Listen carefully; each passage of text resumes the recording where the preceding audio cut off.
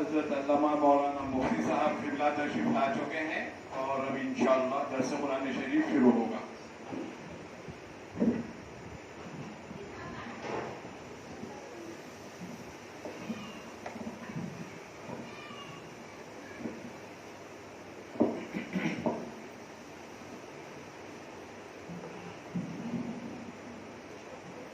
بسم اللہ الرحمن الرحیم.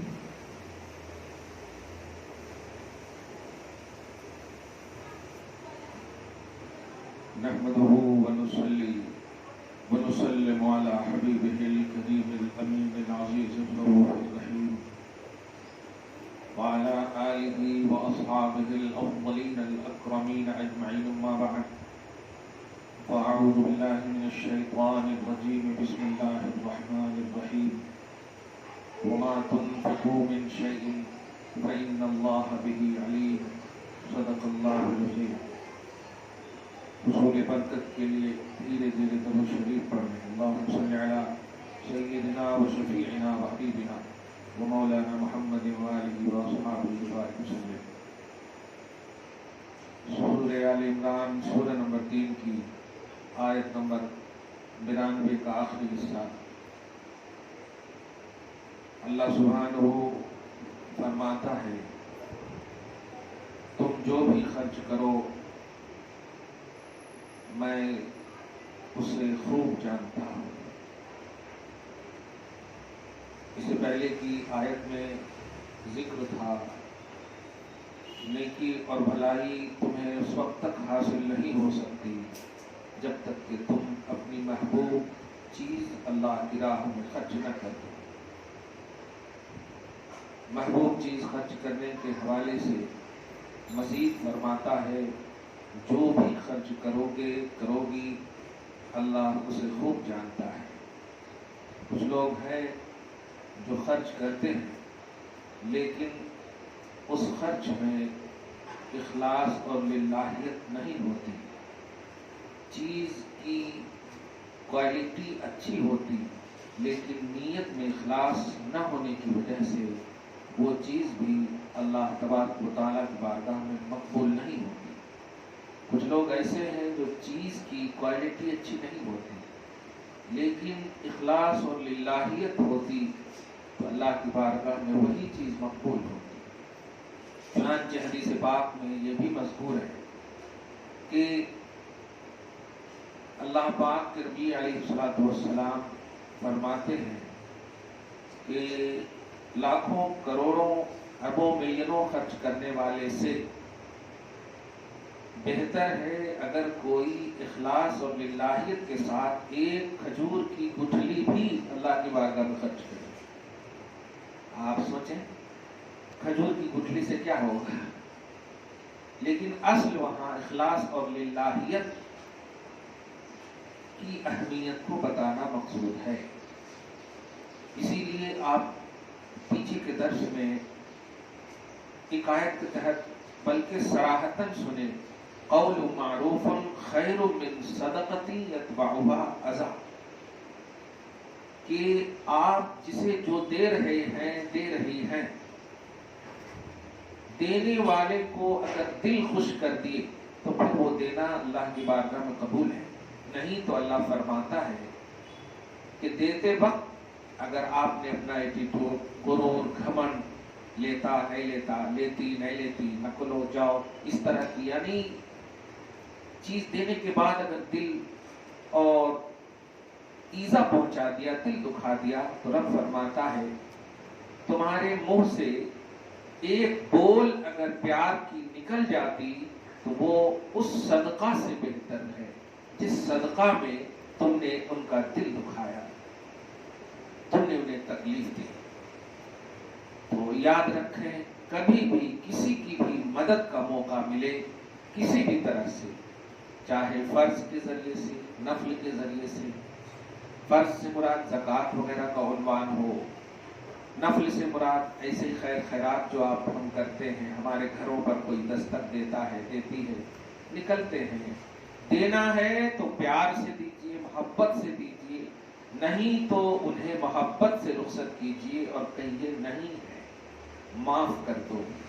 یہ امت کے لیے بہت ہی اہم سیکھ ہے کہ اللہ پاک کوانٹیٹی کو دینے کے باب میں نہیں رکھا، اخلاص اور للہیت کو رکھا، کہ نیتیں، آپ کا اخلاص، آپ کا دل سامنے والے کو دینے کے بعد بھی اگر مطمئن نہیں ہے، غرور، گھمنڈ، ریاکاری، دکھاوا ہے، تو دینے سے بہتر ہے کہ انہیں صرف پیار کی ایک بول دے دیتے کہ بھائی صاحب معاف کر دیں، بہن معاف کر دو، ابھی نہیں ہے۔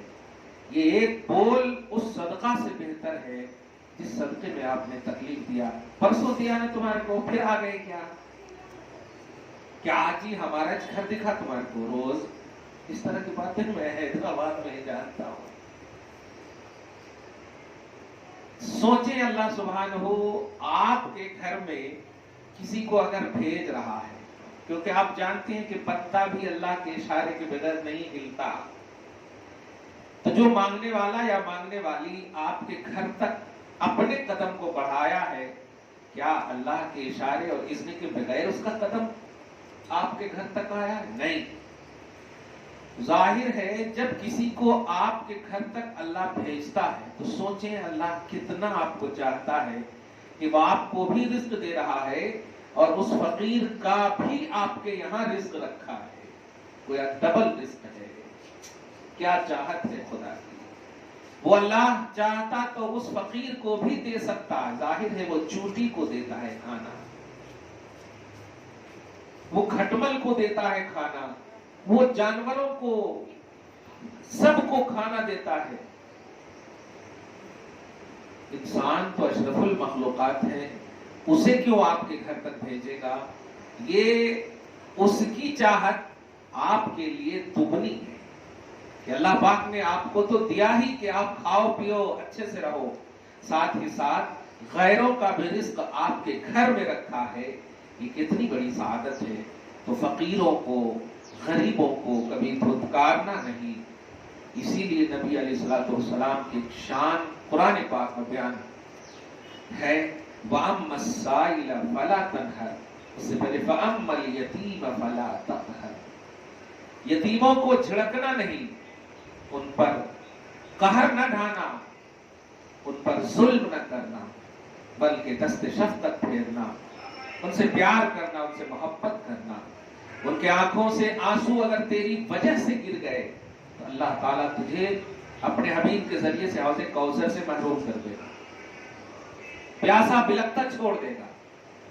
وَأَمَّا السَّائِلَ فَلَا تَنْهَرْ، اور مانگنے والوں کو جھڑکنا نہیں۔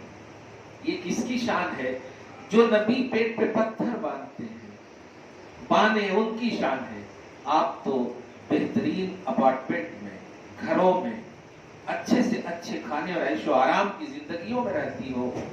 اللہ پاک نے اگر دیا ہے تو اس شان کو سمجھیے کہ اس نبی کو کہا گیا جس نبی کے پاس ظاہر طور پر کچھ نہیں۔ چنانچہ کبھی ایسا موقع ہوا بھی، حضرت ابو ہریرہ کی مشہور بات ہے، روایت ہے، کئی دنوں سے نہیں کھائے تھے، کئی دنوں سے نہیں پیے تھے، اور نبی کا حکم بھی تھا کہ مانگنا بھی نہیں۔ تو حضور پاک صلی اللہ علیہ وسلم کے اس جلیل القدر صحابی نے کہا نبی کا حکم ہے مانگنا بھی نہیں۔ آج تو اگر ہمارے گھر کے کیا حالات ہیں، پیٹ ایسی چیز ہے کہ اس کی پیاس اور بھوک بجھانے کے لیے باپ کی مخالفت، شوہر کی مخالفت، کس کی مخالفت، اور پھر قرضے ادھر ادھر، کیا نہیں کرتے ہیں آپ اور ہم۔ اللہ آپ کو، ہم سب کو تنگیوں کے دور سے ہمیشہ محفوظ فرمائے۔ لیکن ذرا آپ سوچیں، نبی نے ایک تو کھانا کی جو ذمہ داری اصحاب صفہ میں سے ہے وہ خود پرسنلی لے لی تھی، اور جب کھانے نہیں ہیں تو مانگنے کی بھی اجازت نہیں، جبکہ جان بچانا فرض ہے۔ اب مانگنے کی جب اجازت نہیں ہے تو سوچیں حضرت ابو ہریرہ، بخاری کی روایت لمبی ہے، میں شارٹلی بتا رہا ہوں کہ اہمیت اخلاص سمجھیے، للہیت کی اہمیت سمجھیے۔ اللہ پاک آپ کو، ہم سب کو اس جوہر عظیم سے نوازے۔ حضرت ابو ہریرہ نے سوچا کہ مانگنے کو نبی نے منع بھی فرمایا اور بھوک بھی بہت لگی ہے، 1-2 دن کی بات نہیں ہے، کیا کریں کیسے کریں؟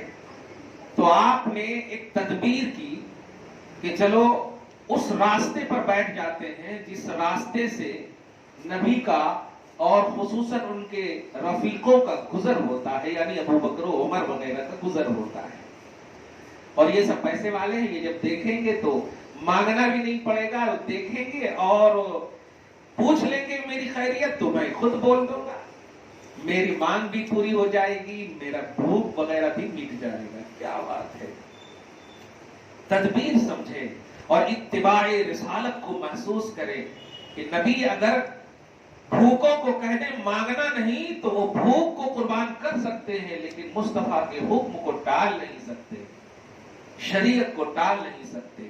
قوم کی بیٹیوں، بہنوں، ماؤں، خواتین اسلام، سمجھو ان باتوں کو، کیوں وہ مقبول ہیں، کیوں وہ رضی اللہ عنہ کی منزل پر فائز ہیں۔ کہتے ہیں میں بیٹھ گیا اس نکڑ پر جس نکڑ کے راہوں میں مصطفیٰ جان رحمت، ابو بکر، عمر وغیرہ کا گزر ہوتا، چنانچہ ایسا ہی ہوا کہ جب میں بیٹھا تو دیکھتا ہوں کہ حضرت ابو بکر صدیق رضی اللہ تعالی عنہ آنے والے ہیں۔ میں نے اپنے چہرے کو ظاہری طور پر بنا کر کے نیچے جھکائے ہوئے رکھ لیا۔ ابو بکر صدیق رضی اللہ تعالیٰ عنہ جب میرے راہ سے گزرنے والے تھے کہ وہ دیکھا کہ اٹریکشن ان کا آنے والا نہیں، توجہ آنے والی نہیں ہے، تو میں پوچھ پڑا، ابو بکر کو سلام کیا اور کہا، مطلب یہ سوچتے ہوئے سلام کیا کہ وہ سلام کا جواب کے بعد پوچھیں کیسی خیریت ہے وغیرہ، لیکن جب خیریت نہیں پوچھا، جانے لگے تو میں نے ایک آیت کے بارے میں یوں ہی پوچھ لیا، حالانکہ مجھے اس آیت کے بارے میں معلوم تھا، لیکن میں ان کا ٹائم، ان کا اٹریکشن لینا چاہ رہا تھا بس۔ چنانچہ ایسا ہی ہوا، حضرت ابو بکر صدیق نے اس آیت کے بارے میں بھی بتا دیا اور چلے گئے۔ سوچیں کیا دل پر گزرا ہوگا۔ ظاہری طور پر جو ان کی ایک تدبیر ہے وہ مطلب نہ پوری ہوتے ہوئے نظر آ رہی ہے۔ چلے گئے ابو بکر صدیق، آپ کا دل ٹوٹنے کے کگار پہ تھا۔ اتنے میں دیکھتے ہیں کہ حضرت سیدنا عمر ابن خطاب آ رہے ہیں۔ پھر سوچتے ہیں کہ چلو حضرت ابو بکر گئے، عمر تو عادل الاصحاب ہے، یہ تو ہمارے کو ضرور دیکھیں گے اور میری ضرورت کو پوری کر دیں گے۔ چنانچہ ایسا ہی ہوا، جب ان کا گزر ہوا تو حضرت ابو ہریرہ کہتے ہیں کہ میں نے انہیں بھی سلام کیا، اور جب دیکھا کہ یہ بھی نکلنے والے ہیں تو میں نے ان سے بھی پوچھ لیا، عمر اس آیت کے بارے میں بتاؤ، حالانکہ میں اس آیت کے بارے میں مکمل جانتا تھا۔ میں صرف اٹریکشن کے لیے، توجہ کے لیے ان سے آیت کے بارے میں پوچھا۔ چنانچہ حضرت عمر نے بھی آیت کے بارے میں بتا دیا اور چلے گئے۔ اب ذرا سوچیں، سب سے امپورٹنٹ اعلیٰ خلفائے راشدین میں اول اور دوم درجے کے، اب آپ سوچیں کتنا دل ٹوٹا ہوگا، یہاں تک کہ دل ٹوٹنے ہی والا تھا مکمل طور پر کہ اب تو میری بھوک اور پیاس بجھنے والی ہے نہیں، اب تو گزر ہو گیا، اب کیا ہے کہ کون آتے کہ نہیں وغیرہ وغیرہ۔ اتنے میں دیکھتے ہیں کہ امام الانبیاء، بے کسوں کے کس، بے بسوں کے بس، مسیحائے کل عالم محمد عربی صلی اللہ علیہ وآلہ وسلم تشریف لا رہے ہیں۔ اب جو ہے سارا غم کافور ہو گیا آٹومیٹک، اور اب دل ہی دل میں کہتے ہیں کہ اب تو میں چہرہ بناؤں گا بھی نہیں، اور اب میں ان کو بلاؤں گا بھی نہیں، کچھ کہوں گا ہی نہیں۔ کیوں؟ اس لیے کہ اب تو وہ شان والا آ رہا ہے جو خود امت کی خیریت پوچھتا ہے۔ کیا بات ہے، عقیدہ دیکھیں، جس نبی نے انہیں منع کیا تھا مانگنا بھی نہیں، ان نبی کے حوالے سے بجائے شکایت کرنے کے۔ آج کی بیویوں کا کیا حال ہے، ایک وقت کھانا نہیں تو خلا کا اپلائی کر دیتی ہیں۔ تمہارے گھر میں پیسہ نہیں تھا تو شادی کیوں کرے؟ کیا کوئی ایک نئی بات ہے؟ کیا حضرت علی نے ہمیشہ اچھا ہی کھانا کھلایا اس نبی کی بیٹی کو، جو نبی تمام نبیوں کے امام سردار ہیں؟ کھانے کے اب پیوند کے کپڑے کا عنوان کن کے لیے ہے؟ تم اگر جنت جانا چاہتی ہو تو بغیر اجازت اور انٹری کی اجازت کے فاطمہ کے آپ کو ہوگی ہی نہیں اس میں داخلہ نصیب۔ وہ تمام عورتوں کی سردار ہے جنتیوں کی، باپ رے باپ۔ اور وہ पैबंद के कपड़े, क्या वो मजबूर थी? जन्नत की सरदार मजबूर रही तो फिर सबसे बड़ी नेमत है क्या? सबसे बड़ी नेमत जन्नत, और उसकी वो सरदार है। और सरदार ये इलेक्शन की बुनियाद पर नहीं है, नबी के सिलेक्शन की बुनियाद पर है। समझ रहे? इसलिए इन चीजों को खत्म करो मां। अगर शौहर को देख रही हो कि मजबूर हो तो ऐसे ही आलम में उनका सपोर्ट करो। खिलाता पिलाता शौहर तो खुश सब कर सकता है, गम और तकलीफ वाले शौहर की अगर बीवी मदद करे, सपोर्ट करे तो डायरेक्ट जन्नत जाएगी। फातिमा की दुआ उन्हें मिलेगी, राबिया बसरिया की दुआ उन्हें मिलेगी। हमारे माशरे की बेटियों का क्या हाल है? मम्मी कैसे कर दिए शादी, खाना नहीं है इनके पास, कंगाल है ये। और मम्मी वहां फोन करके बोलती ठीक है भाई को भेज रहा हूं, जल्दी से आ जाओ। अब लो, वो बेचारा पहले ही से गम में निढाल था, अब बीवी ने भी जो सबसे बड़ी शरीके हयात थी, अब उसने भी छोड़ दिया साथ, अब क्या करना? और फिर वकील के जरिए से खुला। रीजन क्या लिखे? तुम्हारे यहाँ खाना ही नहीं, पीना ही नहीं, हमारे को दे नहीं रही, या क्या कर रहे हैं कि नहीं, वगैरह वगैरह। हो गया खुला। क्या कमा लिया आपने? हमेशा के लिए दाग लग गया ना, अपने से दाग लगाए ना। लेकिन अगर तुम खुद दोनों मिलकर नमाज पढ़ते, दुआ करते, तो रिज़्क़ देने वाला अल्लाह है, यकीनन तुम्हारे आंसुओं को कबूल कर लेता और तुम्हारी इस बदहाली को दूर करके खुशहाली में तब्दील कर देता। जो जरिया मुस्तहकम था तुम्हारे पास, उस जरिए को अपनाया ही नहीं तुमने, और जो जरिया दुनियावी था उसको अपनाया तुमने। मालहू फिल आखिरति मिन खलाक, तो दुनिया भी तुम्हारी तबाह होगी और आखिरत में तो तुम्हारा कुछ हिस्सा ही नहीं। चुनांचे हजरत अबू बकर से हजरत अबू हुरैरा रज़ियल्लाहु ताला अन्हु जब मुस्तफा जान रहमत सल्लल्लाहु अलैहि वसल्लम तशरीफ ला रहे हैं, तो आप जरा सोचिए, इनके अकीदे को देखिए कि अब मैं नहीं पूछूंगा, अब मैं नहीं पहल करूंगा, क्योंकि ये तो उम्मत के गमखार हैं। अब मैं उम्मती हूं तो मेरी गमखारी तो इनकी रिस्पॉन्सिबिलिटी है। क्या बात है। चुनांचे हजरत अबू हुरैरा रज़ियल्लाहु ताला अन्हु अपने चेहरे को नीचे किए हुए हैं। हजरत नबी आदम सल्लल्लाहु अलैहि वसल्लम आते हैं और पूछते हैं, मा शानुक या अबा हिर। जुमला है अरबी का, बुखारी का। अबू हुरैरा क्या हाल बना कर रखे हो? ये इतना सी लफ्ज सुनना था, इस कदर ज़ारो कतार रोने लगे। वाह, जो सोचा था, जैसा सोचा था, जिस अकीदे का सोचा था, एकदम सेम वैसे ही निकले मुस्तफा। कुछ इस तरह से मेरा बढ़ के मुद्दा पूछा, झलक पड़े मेरी आंखों से गौहरे मासूम। ये अबू हुरैरा के दिल की आवाज थी। चुनांचे जब नबी अलैहिस्सलातु वस्सलाम ने अबू हुरैरा से पूछा, मां महसूस करो इन बातों को, जिस नबी को तुम चाहती हो। आप पारा नंबर 11 में लास्ट एंड फर्स्ट आयत करीमा देखोगी कि आपको पांव में तकलीफ जो होती ना, जैसे अब राहों में अगर कांटा चुभ जाए तो आप जो है अल्लाह, बाद में आपके दिल से जुमले निकलेंगे, पहले मुस्तफा के दिल पर चोट लगती है।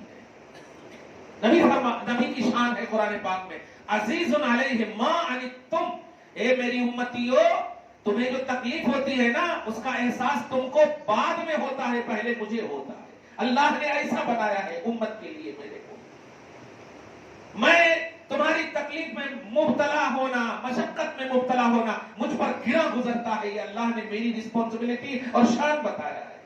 चुनांचे अबू हुरैरा से जब खुद पूछा मुस्तफा जान रहमत ने कि अब मां शानुक या अबा हिर, अबू हुरैरा क्या मामला है, चेहरे और जोग्राफी क्यों बदले हुए? अब उसके बाद जब रो रो कर सुनाते क्या है, सुनाना ही चाहते हैं कि अबू हुरैरा का हाथ पकड़ लेते हैं मुस्तफा और कहते हैं मैं समझ लिया, और चलो। जाने के बाद घर ले जाते हैं और बिठाते हैं, बिठाने के बाद अंदर जाते हैं और हजरत आयशा तय्यबा ताहिरा सिद्दीका रज़ियल्लाहु ताला अन्हा से पूछते हैं, हल इंदक मिन ताम, आयशा घर में कुछ खाने पीने का है? आप सोचिए, वो नबी कह रहे हैं जिन्हें सब कुछ मालूम है, लेकिन फिर भी जुमला सुनिए। बीवी की जो जिम्मेदारी है, उस जिम्मेदारी का एक एहसास उम्मत को कैसा दिलाना चाह रहे हैं, नबी जान रहे हैं। चुनांचे हज़रत आयशा रज़ियल्लाहु ताला अन्हा ने कहा, या रसूल अल्लाह, आपको तो मालूम है कितने दिन से चूल्हे नहीं जले हैं,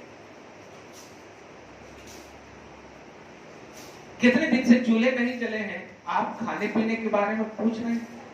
नहीं, अबू हुरैरा है जो बहुत दिन से खाए पिए नहीं है। चुनांचे अच्छा अगर नहीं चूल्हे जले तो जाने ही वाले थे, ध्यान दीजिएगा, सब जान रहे हैं नबी, लेकिन जो बीवी, शौहर, घर, जिम्मेदारी, उम्मत, नबी, ये सब का अकीदा, तसव्वुर महसूस कीजिएगा। माँ, प्यार कीजिए शौहर से, प्यार कीजिए अपनों से, रिस्पॉन्सिबिलिटी समझिए, तकलीफ का मौका समझिए, खुशी का मौका समझिए, खुशी में शुक्र कीजिए, तकलीफ में सब्र कीजिए। और ये दोनों इबादत है, शुक्र भी इबादत है, सब्र भी इबादत है, और इबादत का सवाब मिलता है। आप सब्र के मौके को क्यों खो रही है? चुनांचे जब हजरत नबी आज़म सल्लल्लाहु अलैहि वसल्लम घर से जाने ही वाले थे कि हजरत आयशा अर्ज करती हैं, या रसूल अल्लाह, रुकिए रुकिए, एक अंसारिया ने एक प्याला दूध ला करके गिफ्ट किया है। आप जरा सोचें, नबी को मालूम है, लेकिन ये भी मालूम है कि वो दूध है, तब तो पूछ रहे हैं नबी। चुनांचे आज की बेटी और बीवी हो, एक प्याला दूध है, नबी फरमाने के अबू हुरैरा यानी बहुत दिन से भूखे हैं, आज की बीवी हो तो डायरेक्ट इनकार और चीख पुकार, पता नहीं आसमान जमीन सबको अपने सर पे उठा ले। मजाक सूझ रहा है आपको, खाने पीने की चीजें, राशन नहीं लाए वगैरह वगैरह, लेकिन हजरत आयशा रज़ी अल्लाह ताला अन्हा अर्ज करती है, या रसूल अल्लाह, रुकिए, एक प्याला दूध है, अंसारिया ने गिफ्ट किया है, ला कर दिया है। तो नबी अलैहिस्सलातु वस्सलाम फरमाते, लाओ, वही काफी है। अब आप बताइए, नबी भी भूखे हैं जाहिरी तौर पर, आयशा ये कह रही है चूल्हे नहीं जले हैं, तो आप समझ सकती हैं। ऐसे ही उम्मुल मोमिनीन का लक़ब नहीं मिल जाता है, ऐसे ही 18 आयतें उनकी शान में नहीं उतरती है, उनकी इज्जत और अजमत के लिए बनना पड़ता है। चुनांचे जब नबी सल्लल्लाहु अलैहि वसल्लम के सामने वो प्याला पेश किया गया, हजरत अबू हुरैरा ने वो जब प्याला देखा तो उनकी बातें खिल गई, खुश हो गए, चलो कुछ तो मिला मुस्तफा के पास से। लेकिन नबी अलैहिस्सलातु वस्सलाम ने इरशाद फरमाया, अबू हुरैरा, तुम्हारे जो सहाबियां हैं, साथियां हैं, असहाबे सुफ़ा जितने हैं, वो सबको बुला लो। वो भी नहीं खाए होंगे ना, जाहिर है जब तुम वहां से आए तो यकीन है मुझे वो भी नहीं खाए होंगे, क्योंकि मैंने सबको मना किया है। असहाबे सुफ़ा मदीना में पीछे साइड में एक चबूतरा है, खुदा करे आप भी जाएं, अपनी आंखों से माथे की देखें मदीनतुन नबी को, नबी सल्लल्लाहु अलैहि वसल्लम के रोजे को। हज की सआदत आप सबको भी नसीब हो, जो देख चुकी हैं वो बार बार देखें, जो नहीं देखी है वो एक बार जरूर देखें। तो असहाबे सुफ़ा को बुला लाओ। अबू हुरैरा कह रहे हैं, एक प्याला दूध है और 70 सहाबा है वहां, एक प्याला दूध में तो मैरिज को काफी नहीं होगा, और 70 को बुलाने। लेकिन नबी को मानने वाली कौम कैसी होती है, सोचो और समझो, ऐसे ही नहीं मिल जाता है खुदा की बारगाह से रिज़्क़ और नेमत। हर हाल में अल्लाह की हम्द और शुक्र बजाने वाली कौम ही कामयाब होती है। अर्ज करते, या रसूल अल्लाह, ठीक है आपका हुक्म है तो जाता हूं, मगर आप खुद महसूस कीजिए, एक प्याला दूध है, प्याला समझ रहे हैं, हाँ, एक गिलास आज के हिसाब से। हजरत अबू हुरैरा ने कहा, मेरे भूख को मिटाने के लिए लाए, 70 सहाबा को भी बुला लिए हैं, लेकिन नबी की इत्तिबा है, गुलामी है, नबी का हुक्म है, जाना पड़ता। खुशी खुशी चले गए और सब कहते हैं, या असहाब सुफ़ा तालौ इला नबी, चलो नबी बुला रहे। सारे सहाबा आ गए और एक लाइन से बैठ गए। हजरत अबू हुरैरा रज़ियल्लाहु ताला अन्हु छुप रहे हैं, सहाबा किराम में छुप रहे हैं। क्यों छुप रहे हैं? कि कहीं मुझे प्याला ना दे दे सहाबा को पिलाने के लिए। एक प्याला दूध अगर मैं 2-3 जने को भी पिलाया तो खत्म ही हो जाता, इसलिए वो छुप रहे थे। वो छुप रहे थे ताकि मुझे सबसे पहले नबी बुला लें और पिला दें, मुझे पिलाने का काम ना दें। क्योंकि हदीस के जुमले हैं कि जो पिलाने वाला होता है वो सबसे लास्ट में पीता है। आज भी घर का माहौल यही है ना, हमारे यहाँ मेहमान आते तो हम जने बाद में खाते हैं। हजरत अबू हुरैरा छुप रहे हैं, मुस्तफा मुस्कुरा रहे हैं, अबू हुरैरा को आवाज देते, अबू हुरैरा ये लो दूध का प्याला। यहां तक तो ठीक है जुमला, लिए उसके बाद कहे सबको एक करके पिलाओ। इतना जुमला बोलना था। अबू हुरैरा रज़ियल्लाहु ताला अन्हु अर्ज करते हैं, अंदर अंदर ये क्या हो गया, आप सबको पिलाए तो 70 को पिलाए। खैर लिया उन्होंने, लेने के बाद पिलाना जब शुरू किया تو فرسٹ کو جب پلایا تو پلانے کے بعد پھر وہ پیالہ دیکھ رہے ہیں کتنا ختم ہوا. دوسرے کو پلانے کے بعد دیکھ رہے ہیں پیالہ ختم ہوا کہ نہیں ہوا. تیسرے کو ایسے پلاتے جا رہے ہیں اور پیالہ دیکھتے جا رہے ہیں, پیالہ اتنے کا اتنا ہی ہے. یہاں تک کہ 70 کو پلا دیا ایک لائن سے. پلانے کے بعد جب دیکھا تو اب جو ہے ایسا ہوتا ہے نا, اب تو میرے کو ضرور بولیں گے آقا. چنانچہ اس کے بعد کہتے ہیں ادھر آؤ. اب پیالہ اپنے ہاتھ میں لیتے ہیں نبی صلی اللہ علیہ وسلم. کیا بات ہے, امتی ایسی بنو ماں. اس میں صرف ایک مطلب یہ کہ نالج نہیں ہے, ایک سیکھ ہے. نبی علیہ الصلوۃ والسلام نے اپنے ہاتھ میں لیا اور کہا ابو ہریرہ تم کتنے دن سے کھائے پیے نہیں ہو؟ کہا یا رسول اللہ تقریباً 11 دن ہو گئے, کم و بیش جتنے بھی. 11 دن؟ اللہ اللہ, اچھا 11 دن ہو گئے, اچھا ٹھیک ہے ادھر آؤ, منہ کھولو. کیا بات ہے. جیسے ہی منہ کھولا حضرت ابو ہریرہ نے اتنا پرسکون ہو کر پینے لگے کہ جب پیاس مکمل بجھنے کے قریب تھی تو کہا یا رسول اللہ رکیے تھوڑا سانس لے لیتا ہوں. اب ایک پیالہ دودھ ہے, سوچو آپ ماں بھوکے ہیں, روزہ بھی نہیں, غیر اختیاری عنوان ہے, اختیاری عنوان بھی نہیں ہے. نبی علیہ الصلوۃ والسلام نے پلایا, کہا سانس لے لو ابو ہریرہ. ہاں لے لی. اچھا پھر کھولو منہ, پھر پلایا, پھر کھولو. اشرب یا ابا ہریرہ, عربی کے جملے ہیں, پیو ابو ہریرہ, پیو ابو ہریرہ. یہاں تک کہ اتنا پی لیے کہ خود ابو ہریرہ کہتے ہیں ڈکار پہ ڈکار اتنا سیلاب ہو گیا کہ آخر میں کہنا پڑا یا رسول اللہ اب ایک قطرے کی بھی گنجائش نہیں. نبی علیہ الصلوۃ والسلام فرماتے ہیں نہیں تم بہت دن سے نہیں پیے ہو نا, بہت دن سے نہیں پیے ہو, پی لو. کہا یا رسول اللہ جگہ نہیں ہے, میں بس اتنا بتانے جا رہا ہوں کہ اس ایک پیالے میں کیا خاصیت اللہ نے رکھ دی. معجزہ بولنا بڑا آسان ہے, لیکن در حقیقت اس میں خاصیت کیا رکھی؟ وہ خاصیت صرف یہ ہے کہ جب بندہ مومن توحید اور رسالت کی ریئلٹی کو اپنے دل میں بٹھا لیتا ہے تو اللہ کوانٹٹی کو بھی کوالٹی بنا دیتا ہے. اور دکھتا وہ کم ہے لیکن وہ بن جاتا بڑا اہم ہے. ماں ماحول قائم کرو ایسا. میں ابھی لاک ڈاؤن کے بعد شرعی عدالت میں میرے سینٹر میں کم سے کم 500 سے زیادہ خلا کے کیسز آئے, اور ریزن کھلا نہیں رہے ہیں ٹھیک سے, صرف یہی ریزن اور کچھ نہیں. اب جاب چلی گئی, مہنگائی چرم پہ ہے, 500 سے زیادہ کیسز آج ایک رات میں بھی, اور یہی ریزن. اب ان کے جاب چلے گئے, کیا کرنا کیسے کرنا, اور کون؟ ماں سپورٹ کر رہی ہے. ایک ہی لفظ, اتنا میں کبھی نہیں رویا ہوں جتنا ان کیسز میں رویا ہوں قسم خدا کی. میں نے کہا شریک حیات کا کیا عنوان ہے بتاؤ تو. حیات زندگی کو بولتے, اور زندگی صرف خوشی کا نام ہے. کیا ماں باپ کے یہاں غم نہیں ملے تمہیں؟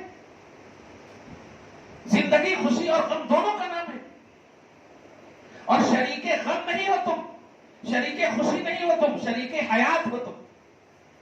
اور شریک حیات مطلب شریک غم اور خوشی دونوں ہو تم. جاب چلی گئی تم خود کہہ رہی ہو, شادی کے بعد گئی ہے, شادی سے پہلے نہیں. شادی سے پہلے خوشی بھی دے رہا تھا. کبھی تم شرعی عدالت میں آئے, حضرت یہ انہوں بہت خوش کر رہے ہیں, میں انہیں محبت کا ایوارڈ دینا چاہتی ہوں, کبھی دیا تم نے؟ 3 سال 5 سال تک خوشیوں کے ماحول میں رہنے والی بیٹیوں بیویوں, جب شوہروں نے تمہیں خوشی دیا تو تم نے انعام نہیں دیا, اور جب شوہروں سے ظاہری طور پر ریزن جاننے کے باوجود غم مل رہا ہے تو تم انہیں سزا دے رہی ہو. اگر تم ان شوہروں کو صرف جاب لیس ہونے کی وجہ سے, کھانے پینے نہ کھلانے کی وجہ سے سزا دینا چاہتی ہو, تو اگر انہوں نے اچھے کھلائے ہیں تو جزا بھی دینے کا سب سے پہلے سامان کرو. اگر خوشی دینا ہی ان کی رسپانسبلٹی ہے تو تمہاری رسپانسبلٹی غم میں شریک ہونا بھی ہے.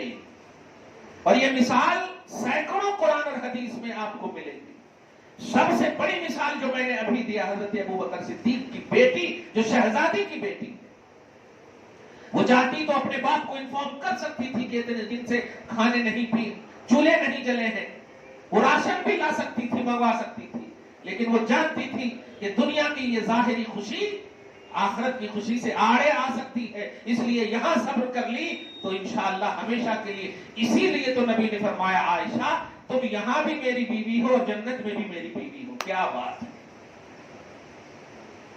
افسوسناک پہلو ہے ماں یہ وما تنفقوا من شيء فإن الله به عليم کے تحت جو میں نے آپ کو آج میسج دیا ہے، گھر کا ماحول صحیح کرو۔ آپ ماں بڑے جو لوگ ہیں وہ بھی سمجھیں، اگر شادی شدہ بیٹی کا کبھی شکوہ آئے، شکایت آئے تو موبائل کے ذریعے مسئلہ حل مت کرو۔ فیصلے اور جج کا جو عنوان ہوتا ہے نا وہ دونوں فریق کی تحقیق کرنے کے بعد ہوتا ہے۔ پارہ نمبر 5 میں سورہ نساء آیت نمبر 30 اور 35 میں آپ دیکھیں گے تو اس کا پورا پروسیس بتایا گیا کہ اگر میاں بیوی کے درمیان جھگڑے، یہ بتائیے اب میں بیوی سے جھگڑے نہیں کروں گا یا بیوی اور ہم سے جھگڑے نہیں ہوں گے تو چلتی پھرتی عورت سے جھگڑے ہوں گے؟ جھگڑے تو محبت کا عنوان ہے، اور ان جھگڑوں میں اگر زیادتی ہو تو پھر بڑوں کا مطلب یہ کہ وہاں انوالومنٹ ضروری ہے اور دونوں میں سولوشن، دونوں کا حل وہاں پر کرے، سولو کرے مسئلہ۔ کیا بات ہے! کیا ہماری بہن ہمارے باپ ماں کے یہاں دال کھانا کھا کر نہیں رہی ہے؟ کیا کبھی اچھا بھوکے رہنا اگر یہ مطلب بیوی کی طرف سے کمی ہے تو پھر اللہ پاک نے رمضان میں بھوکا رہنے کیوں کہا آپ کو؟ بھوکے رہنا، کھانا نہ ملنا، اگر یہ ریزن بنے تو پھر اللہ پاک کی بارگاہ میں بھی عرض ہوگا یا اللہ تو نے کھانا دیا پھر کیوں روک رہا؟ نہیں، آپ کے پاس توحیدی اور رسالتی آئیڈیالوجی موجود ہے، اس لیے گھروں میں خدا کے واسطے موقع مت دو ان ظالم اور فرقہ پرست حکومت اور حکمرانوں کو۔ تمہیں مس یوز کیا ٹرپل طلاق کے حوالے سے، مس یوز کیا، شوہروں کو تمہارے جیل میں ڈال دیں گے، اور تم بھی یہ سوچ رہی کو بہت بڑا کام ہو گیا، دوہری ایکٹ کے تحت تم کو یہ کر دیں گے وہ کر دیں گے۔ اچھا، جس شوہر کی رضا میں اللہ نے اپنی رضا رکھی تھی، جس شوہر کو مجازی خدا کا درجہ اللہ پاک کے رسول نے دیا کہ اگر سجدہ کرنا خدا کے علاوہ کسی کو حلال ہوتا تو میں عورتوں کو، بیویوں کو حکم دیتا کہ وہ اپنے شوہروں کو سجدہ کریں، یہ میں نے یہ ذمہ داری نہیں، یہ رسول نے ذمہ داری دی ہے۔ اگر آپ کو شکوہ کرنا ہے تو اللہ رسول کی بارگاہ میں کرو۔ شوہروں کا مقام اس بات کو مطلب ان بات کی گواہی دیتا ہے، جو شوہر میں یہ نہیں کہتا کہ تم کیا کرتی ہو، تم بہت بڑا کام کرتی ہو، بیٹوں کو سنبھالتی ہو، گھروں کو سنوارتی ہو، گھر کی ملکہ ہو تم، لیکن ذرا تم سوچو وہ شوہر جو آفیسز جاتے، وہ شوہر جو کمانے کے لیے صبح شام اکٹھا کر دیتے۔ میں نے تو کئی ایسی لڑکیوں کو دیکھا ہے میرے یہاں پڑھی ہیں جن کے باپ آٹو چلاتے ہیں، ان کی بیٹی پروفیسر بن رہی ہے، روتے روتے مسکراتے مسکراتے آج تک آٹو چلا رہے ہیں، لیکن بیٹی بڑی ذمہ دار بن گئی ہے۔ ان باتوں کو نہیں سوچتے ہیں؟ اگر باپ چاہے تو تمہاری کمائی کھا سکتا ہے، لیکن آج بھی تمہاری خوشیوں کے لیے وہ آٹو ہی چلا رہا ہے، آج بھی تمہاری خوشیوں کے لیے وہ پسینے مطلب اپنے جسموں سے نکال رہا ہے۔ تم کبھی ان چیزوں کو محسوس کر لو۔ باپ ماں اگر ان مشقتوں کو نہیں جھیلتے، تمہارا وجود نہیں ہوتا، تو تم بھی تو ایسی باپ ماں بننے کی کوشش کرو، مشقتیں اپنے اندر لاؤ، پریشانیاں اپنے اندر لاؤ۔ کیا اثر پڑے گا تمہاری اولاد پر؟ تم نے صرف اس ریزن کی بنیاد پر چھوڑ دیا اپنے شوہر کو کہ وہ کھلا نہیں سکتا۔ اسکول کے فیسز، بچوں کی تمام تر مشقتیں، ان کی خواہشات کو پوری کرنا، یہ سب کون؟ میں ان تمام شوہروں کو بھی گوش پر آواز کرنا چاہتا ہوں جو واقعی موقع فراہم ہونے کے باوجود وہ محنت اور مشقت نہیں کرتے، لیکن جو شوہر محنت اور مشقت کرتے ہیں ایسے شوہر کی عزت کرو۔ ایسے شوہر اگر حالات کے شکار ہو جائیں تو تم گڑ گڑا کر اللہ کی بارگاہ میں جھک کر دعا کرو، اے اللہ جس شوہر کے مقام کو تو نے میری وجہ سے اتنی بلندی عطا کی ہے، میں اس شوہر کی عظمت کے لیے دعا کرتی ہوں، ان کی عظمت کو لوٹا دے مولا۔ خدا کی قسم، جب تمہارے پاس اتنا بڑا مقام اللہ پاک نے دیا ہے تو انشاءاللہ مجھے امید ہے کہ اللہ تعالیٰ تمہاری دعاؤں کی وجہ سے بھی ان کی عظمت کو بحال کر دے گا. امید ہے اس بات کو دل میں رکھو گی. اللہ ہدایت پر قائم رکھے اور ہم سب کی بہو بیٹیوں کو عزت و وقار کا جینا نصیب فرمائے. والسلام علی من اتبع الہدی.